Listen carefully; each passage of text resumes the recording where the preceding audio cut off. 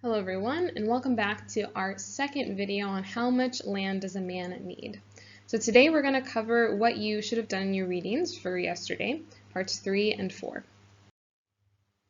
Before we do that though, I just want to quickly recap what we discussed in the video for part 1, meaning sections 1 and 2 of the text. So you'll remember that we drew some key conclusions about Pakhom that are going to be helpful later on as we try to determine the theme of the story. And the conclusions we drew about him were this. So one, he's a hard worker. We see that by the fact that he is able to gather all of the land that he needs, and not only that, but to pay for a majority of it up front, and then to become completely debt-free within the 2 years that he is farming on the land. But in addition to this good quality, we also see some negative qualities in that Pakhom has this tendency for impatience. And we see when he gets frustrated with the fines that the steward imposes on him for his animals accidentally getting into the landlady's field, he becomes frustrated, angry, and he takes it out on his family, right, being abusive towards them.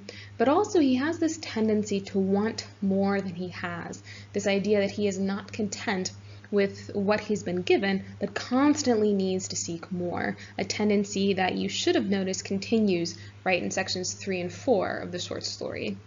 And then also we talked about these contradictory things in his character. For example, the fact that in the beginning of the story he makes this claim, right, that peasants live a good life and a happy life. But he later contradicts this, right, even in the same statement. But he could be happier if he has more land. So truly, he isn't really this happy and content figure that he wants us to believe. And also this statement in the beginning where he claims that peasants live a life where they're not easily tempted, where in the same exact section, that first section, we see that he is in fact being tempted by the devil himself. We also began to see these overarching topics that exist in the story, primarily this idea of wealth versus simplicity and which sort of lifestyle is better. And as we go through identifying these topics, this is an important process because we understand that themes are derived from given topics in the story. So identifying the topics that exist early on will help us to narrow down the theme of the short story. Two other topics that we saw in the first 2 sections of the story is this idea that the more wealth, the more material goods that I have, the more happiness that I'll have, something that we begin to see also is contradicted in parts 3 and 4, that Pakhom, the more land he gets, the less content he actually is, ironically. And then finally, the use of supernatural elements in terms of drawing from those older folk tales that Tolstoy weaves throughout the story, and needing to understand that we must never lose sight of the fact that the devil is indeed a character in the story. With that being said, if you've gotten to this point in the video and for some reason you have not yet read sections 3 and 4 in your textbook, so on pages 961 to 964, or in the PDF copy that I posted on Google Classroom, please make sure you do that. So stop watching the video right now, go read sections 3 and 4, they're very short, very accessible, and then come back and continue because the rest of the video is going to pertain to analyzing these 2 sections. So obviously, if you haven't read them, the rest of the video will be very hard to grasp. So let's begin by analyzing part 3 or section 3 of the short story. And we're going to begin by looking at our comprehension of the short story. So on a basic plot level, do I understand what's going on?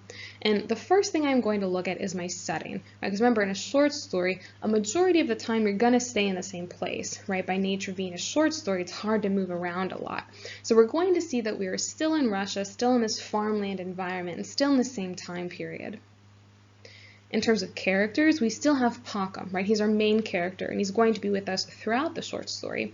But something we see in terms of more depth in Pakhom's character, right? Remember, part of realist literature is this idea that I follow not just the plot of the story, but I really center on painting a realistic picture of my characters, their flaws, and the things that are good about them. And one of the things that I begin to see is that he gets the land that he wants, right? He begins part 3 with having 40 acres of land, way more than he had in the beginning, right? That he gets what he wants. But something interesting about this is that he begins to act just like the steward he hated. Remember, as he gets this land, one of the things that frustrates him is the fact that the peasants keep having their animals accidentally grazing on his part of the land and essentially destroying his livelihood. And so obviously this is something to be frustrated about. But Pakhom takes on a rather sinister tone when he has this phrase where he wants to teach them a lesson. So just a section previous, right, we see that Pakhom himself suffers from these same fines and they drive him into a rage.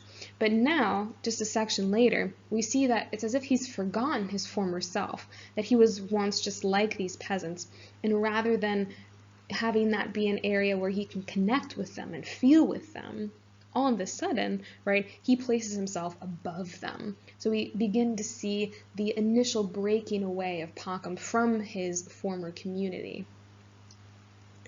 We also see this further exacerbated with the peasants, right? Because as they are fined by Pakhom for something that is initially accidental, they take this idea and they say, wow, if he seeks to teach me a lesson, right, he is not going to be gracious towards me, meaning withholding punishment, then I'm just going to do things on purpose. And so in response to this, they intentionally let their animals onto his land, right, wrecking it. But even more than that, one of them goes on and he goes into Pakhom's sort of orchard area, right, with all of his trees, and he cuts down 5 lime trees. And this is, of course, going to send Pakhom into a rage, right? And he believes that it is the fault of this third character, Simon. And so Simon then is the peasant who Pakhom accuses of cutting down the lime trees, and he takes him to court, and everything is above board, meaning that they do things the proper legal way, and the court system finds Simon innocent of what he's been accused of. But Pakhom, rather than seeing reason, is so blinded by his anger that he believes that the court system, and Simon along with them, must be corrupt. So we see already how this access to wealth and power is changing Pakhom away from someone who is content with what he has, someone who is immune to temptation, to someone who is now prone to sort of revenge and getting people back for what he believes, right, are things that make them less than he is. Taking that information then and going a bit deeper, looking to analysis, the first central thing that we begin to see pick up here more in the story is the use of irony. Remember, irony is a key element in short stories. We talked about it extensively last year, and it's this idea where something is not as it appears to be. There's something contradictory in its nature that makes it entertaining and almost humorous. And we talked last year about 3 types of irony. So one, dramatic irony, where I know something that the character does not, and that this heavily impacts the plot. We've already seen dramatic irony in the very beginning of How Much Land Does a Man Need, right? Because you'll recall that Pakhom essentially makes this bet with the devil, but he has no idea that he has done that. It's simply a turn of phrase with him, right? That if I had enough land, I wouldn't fear the devil himself. It's just an idiom. He doesn't mean it. But we, the audience, know that Pakhom has made this irrevocable deal with the devil, hence dramatic irony. You also have verbal irony, this idea where something is said, but it's the non-literal meaning that is taken to be true, right? This contradictory nature in terms of something being said and what's actually meant. Sarcasm is a great example of this. But here we're, though, talking about situational irony. And situational irony is when something happens in the story that is the opposite of what we as the audience expect, but also the opposite of what the characters expect.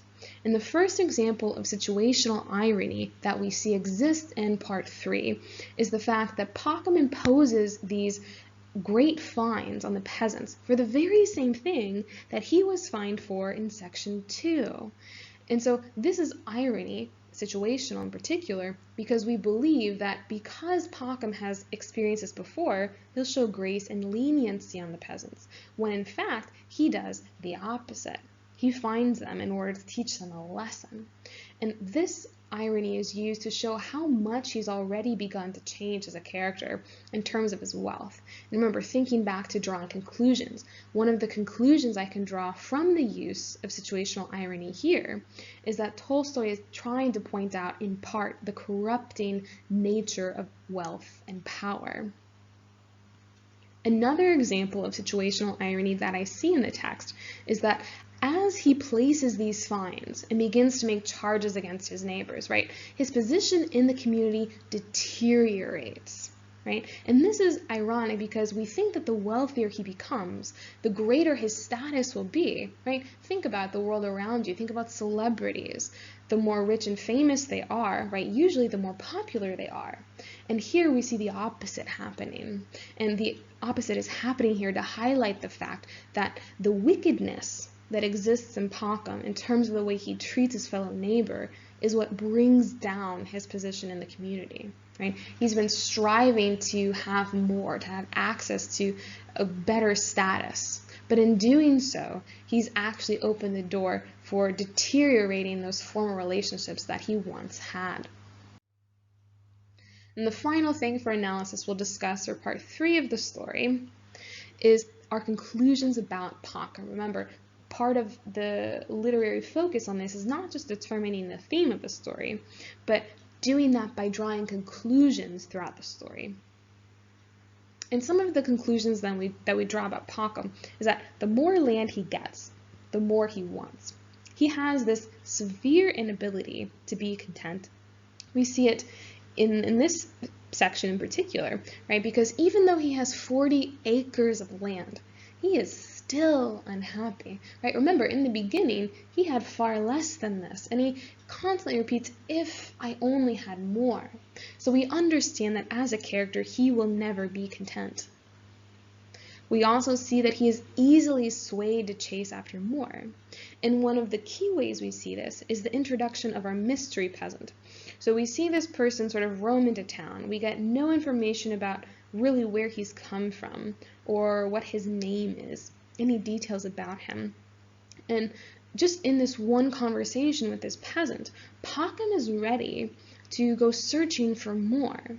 And interestingly enough, he never consults his family in this decision, right? He hasn't done so from the very beginning. And so that's one of the other things we see about his character, is that he is independent to a fault. And then finally, we see this severe tendency towards greed. So 1 minute, the land that he has is enough, right? In the very end of section 2, in the very beginning of section 3, we see that Pakhom feels that he's happy with what he has, right? And additionally, in part 3, or section 3 rather, we see that with people moving and going away, Pakhom has this idea that, well, if I stay, I'll be able to have more land, right? But then in the very next minute, he thinks, no. Why don't I go to this place that the mystery peasant is talking about, right? Because it's going to be too crowded here. Now, if we're thinking logically about this, this makes no sense. So 1 minute he's saying that people are leaving, so he'll be able to have more land. But then in the next breath, he says, well, no, it's really too crowded here. And we see this as more of Pakhom making this excuse for leaving, right? It's not based in reality, but it shows that Pakhom is sort of seeing things the way that he wants to in order to feed his constant need for more. Moving then on to section 3 of the text. Again, we're going to begin with comprehension, right? We can think of these sections as mini chapters in the story. So each time we need to reassess, has my setting changed? Have my characters changed? Who is new? Who is gone? And so beginning with the setting, we are going to see that we're still in Russia, but now we're away from the initial commune or community that Pakhom began with. Because remember, his position there deteriorates, and he makes this choice to take his family away from there and to move to this new place called Samara. And you'll see in your textbook, right in those footnotes, that this is a city in southeastern Russia. And it's on the Volga River, the river that our mystery peasant from section 3 was talking about. Turning then to our characters, we see that we still have Pakhom, right? He's going to be with us throughout the story, but now he has 3 times the amount of land as he did in section 2. Okay, so he should have no reason to be discontent, but we see that he will be by the end of it. And another character that we've probably forgotten about, but that I want to remind everyone is still there, is the devil, also referred to as the evil one. And although the devil hasn't been mentioned since section 2, when he sows that discord among the peasants, remember, we need to remember that he is still very much there as a character, and he's working behind the scenes. As a supernatural element, he's sort of in the backdrop. So we need to be questioning ourselves, where do I potentially see his workings, right? Perhaps, right, in the insatiability of Pakhom, perhaps in his greed, maybe a greed driven by the devil himself. And then finally, the last character that I'm going to be dealing with in this section is the traveling tradesman, also referred to as the dealer. And he is going to be, again, the second mystery person who appears out of nowhere, right? We don't really get much of a backdrop on him. But he tells Pakhom about the Bashkirs, this people who he says are very generous, they have tons of land to give, but they're also simple people, meaning that Pakhom would be able to get as much land as he wanted for relatively little, right? Because they don't understand this concept of wealth in the same way. Moving on to my analysis, the first thing I'm going to look at here now is my conclusions about Pakhom. And so again, I continue to see that he's only happy with new things, right? So remember, the mystery peasant has told him about Samara, and when he gets there, right, we see that once he gets used to the wealth that he has, 3 times more land, he immediately wants more, right? It's like, come on, Pakhom. Every time you get more, right, you think you're going to be happy, but we see as readers that he's really not. Another thing that I see about Pakhom is that his solution to a problem is always to leave. Right? So in the section that we talked about prior, section 3, right, his solution to the fact that this place is getting too crowded, quote unquote, is to leave to this new place. And now the problem that he sees here in Samara is that while there is land, there's not enough arable land, meaning land good for planting. The text goes on about how portions of it need to be planted, yes, but then for a year you have to wait and you can't plant anything. And you have this battle between the haves and the have-nots, right? Meaning those who are wealthy want to keep the land. They want to farm it.